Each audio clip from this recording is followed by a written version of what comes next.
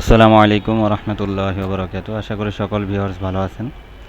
আলহামদুলিল্লাহ, আল্লাহ পাকের অশেষ মেহেরবানিতে আমিও ভালো আছি। তো বন্ধুরা, প্রতিদিনের মতন আজকে একটি সেট নিয়ে হাজির হলাম। তো মূলত আমার হাতে স্ক্রিনে হয়তো দেখতেছেন যে একটি সেট চার্জে লাগানোর পরে নিচে হলুদ চিহ্ন আসে। তো এর আগেও এটা কী কারণে আসে ওইটা দেখিয়েছিলাম, কিন্তু হয়তো ওইভাবে ডিটেলস বলতে পারি নাই। এটাতে জাস্ট একটু আরেকটু ভালোভাবে বোঝানোর চেষ্টা করলাম।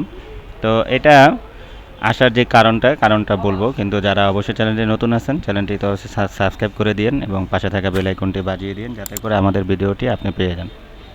তো এটা আসার একটি কারণ দেখতেছেন যে আমি মিটার দিয়ে এখানে মাপ দিতেছি।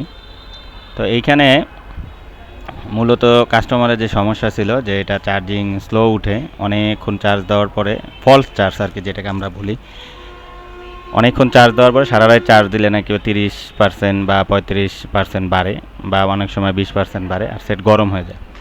তো এটার কারণ হচ্ছে ডিএমপি লাইন যদি কোনো সময় আমাদের মিসিং হয়, তাহলে এই সমস্যাটা অনেক সময় হয়। তো এটার জন্য আমরা যেটা করি, আগে পুটটা চেঞ্জ করে দেখি, কারণ পুটের ভিতরে থেকে তো আমাদের ডিএমপি লাইনটা আমাদের মেন মাদারবোর্ডে লাইন পায়। তো এটা তাই করা হয়েছিল যে পুট চেঞ্জ করা, আমি দেখলাম, কিন্তু তারপরেও দেখি যে ওই একই সমস্যা যেহেতু, তারপরে আমার কাছে নিয়ে আসে। তারপর দেখতেছেন এখানে কিছু পয়েন্টটা আমি হয়তো বা সোল্ডারিং করতেছি।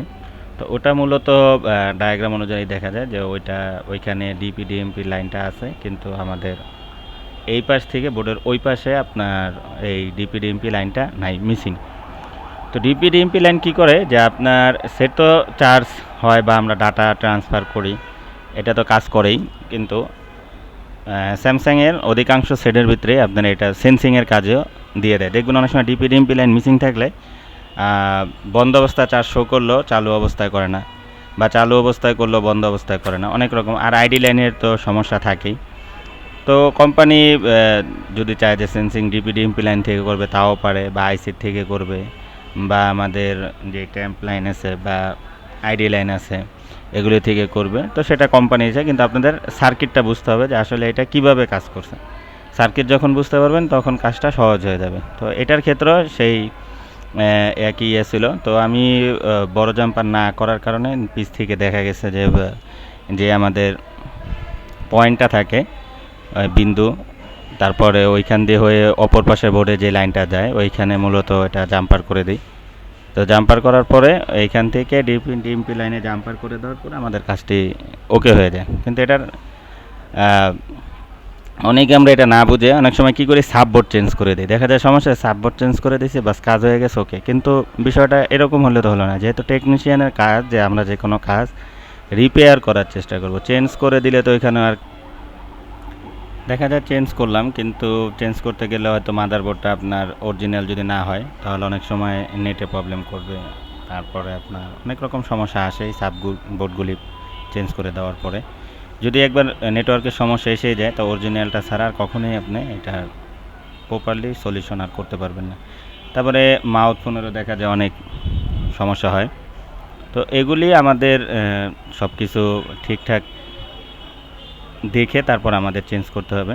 কারণ দেখা গেল আমি সাববোর্ড চেঞ্জ করে দিলাম, তাৎক্ষণিক এটা সমস্যার সমাধান হলো, কিন্তু কাস্টমার আর একটা সমস্যা নিয়ে হাজির হলো। তখন দেখা যাচ্ছে আপনারও এটা কাস্টমারকে করেও দিতে হবে। আবার দেখা গেল আগেরটাও সমস্যা করে ফেলছেন, বা পরের যে নতুনটা ওইটাতেও রিপেয়ার করা হচ্ছে না, তখন সব মিলে একটি সমস্যা হয়। তো যতটুকু সম্ভব আমরা চেষ্টা করব যে সাববোর্ডগুলো যে লাইন মিসিং হয় লাইনগুলি করে দিব, অরিজিনাল বোর্ডটাই রাখার চেষ্টা করব। কখনোই আমরা এই সাববোর্ডটা চেঞ্জ যদি না করে পারি তাহলে করব না। একেবারেই যখন আর সম্ভব হবে না তখন আমরা চেঞ্জ করে দেবো। কারণ আমি এমনও কাজ আছে যে মেন বোর্ড থেকে ডাইরেক্ট তার এনেও এগুলি ডাইরেক্ট চার্জিং পুটে দিয়ে দিছি, বা দেখা যায় আমাদের থার্মালের লাইন মিসিং হয়েছে সেটাও করে দিছি। অনেক সময় মাউথের লাইন মিসিং। তারপর আমি সহজে যতক্ষণ পর্যন্ত বোর্ড না চেঞ্জ করা যায় ততক্ষণ আমি সহজে বোর্ড আর কি চেঞ্জ করি না। তো আপনারাও ট্রাই করবেন যে বোর্ড না চেঞ্জ করা। তো অবশ্যই কাজটি দেখুন বন্ধুরা, কাজটি অবশ্যই ভালো লাগলে ভালো একটি কমেন্ট করবেন, মন্তব্য করবেন, যাতে করে, কারণ আপনারা ভালো কিছু বললেই আমরা আবার নতুন কাজ নিয়ে আসার চেষ্টা করি। আর কাজের ব্যস্ততার কারণে অনেক ভিডিওই করা থাকে, কিন্তু ওগুলি নিয়ে আসা হয় না। তো অবশ্যই আপনারা আরজিবির সাথে থাকবেন, যাতে করে আমরা কাজগুলি আপনাদের সামনে নিয়ে আসতে পারি এবং এতে আপনাদেরও উপকার হয়। কারণ যারা টেকনিশিয়ান ভাই একজনের যদি হেল্প না করে তাহলে চলাটা খুবই মুশকিল। যারা এখন নতুন আছে, কাজ শিখতেছে, তারা যদি দেখা যায় এইসব সলিউশনগুলি দেখে তাহলে একটুটা স্বস্তি হলেও পায়। কিন্তু অনেক সময় দেখা যায় আমরা এটা কাজগুলি যদি দেখা যায় সলিউশন না পাই, অনেক সময় ভোগান্তির ভিতরে পড়তে হয় বা অনেকের জিজ্ঞেস করলে বলতে চায় না। তো এইসব ছোটোখাটো সলিউশনগুলি ইউটিউবে আমরা আনার চেষ্টা করি, আর আশা করি এগুলি দেখলে অবশ্যই আপনাদের ভালো হবে। আর লাস্টে যখন জাম্পার করছি তা দেখলাম যে ওইখানে লাইনটা আসতেছিল না, তো দেখলাম যে কানেক্টর লুজভাবে লেগে রয়েছে। পরবর্তীতে কানেক্টরটা আবার খুলে ওয়াশ করে লাগানোর পরে লাইন আমাদের ভালোভাবে চলে আসছে। কারণ ওইখানে যেই সাববোর্ডের যে বেসটা ছিল, বেজে অনেক ময়লা পড়েছিল। পরবর্তীতে আবার ওইখানে দেখতেছেন যে সুন্দরভাবে আমরা দেখতেছি যে লাইনটা আমাদের ঠিক হয়ে গেছে, পুটের একেবারে গোড়া পর্যন্ত লাইনটা ঠিক আছে। তো ডিএমপি লাইন যদি কোনো সময় টানার পরে দেখেন কাজ হয় না, তাহলে তার দুটো ঘুরাই দিবেন। যদি মনে হয় যে না উল্টাও হইতে পারে, অনেক সময় উল্টা হইলেও কিন্তু ঝামেলা হয়। তো এই দুটো জিনিস অবশ্যই যদি একবার দেওয়ার পরে ভুল হয় তো আপনারা আবার ঘুরিয়ে লাগিয়ে দিবেন, যাতে করে আপনাদের সমস্যায় না পড়তে হয়। তো বন্ধুরা, সবাই ভালো থাকবেন, সুস্থ থাকবেন। আজকে ছোট্ট একটি কাজ দেখানোর চেষ্টা করলাম, ভালো লাগলে অবশ্যই লাইক করে দেবেন। আগামী দিন আবার নতুন কোনো ভিডিওতে দেখা হবে। আজকে এই পর্যন্তই, আল্লাহ হাফিজ।